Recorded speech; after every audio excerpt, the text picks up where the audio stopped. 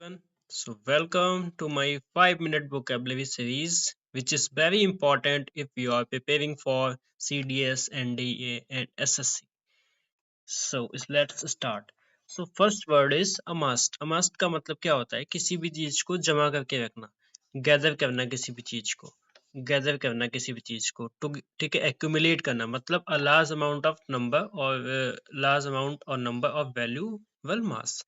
इसका मतलब क्या हुआ? अमास्ट का सिनोनियम क्या हो जाएगा? सबसे पहला तो गैदर, कलेक्ट और असेंबल, ये इसके क्या हो जाएंगे? सिनोनियम हो जाएंगे। ठीक है।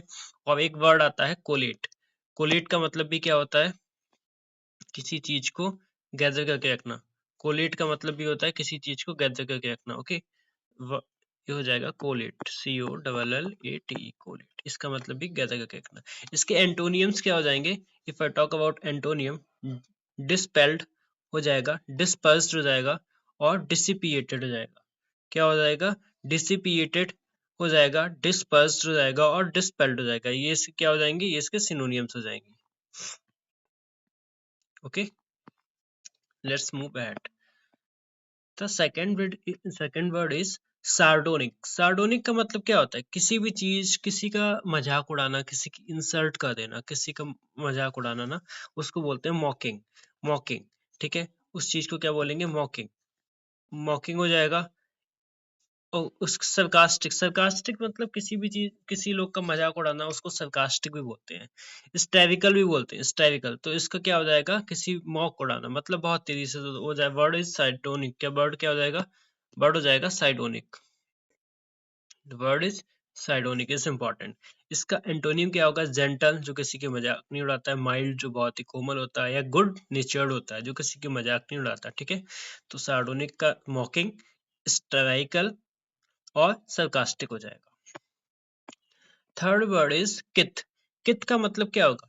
किथ वंस फ्रेंड्स या अक्वाइंटेंस कह दो, या रिलेशन, मतलब किसी का रिलेशन होता है। किथ एंड किन का मतलब क्या होता है? रिलेशनशिप होता है। किथ एंड किन एक इडियम है जिसका मतलब होता है रिलेशन। ठीक है, किथ एंड किन। तो इसके सिनोनियम क्या हो जाएंगे?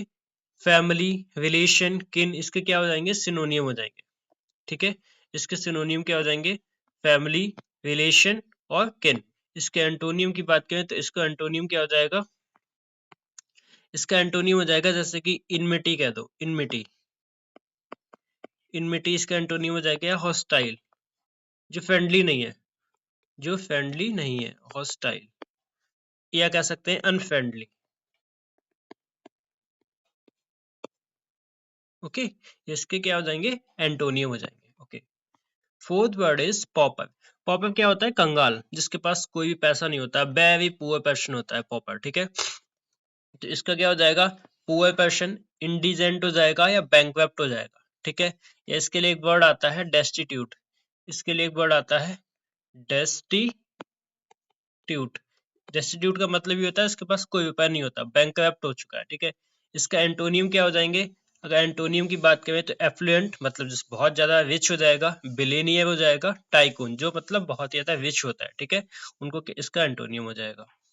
The fifth word is conjectural. इसका मतलब क्या होता है? ये मतलब होता है मान लिया, मतलब किसी चीज को मान लेना। ठीक है।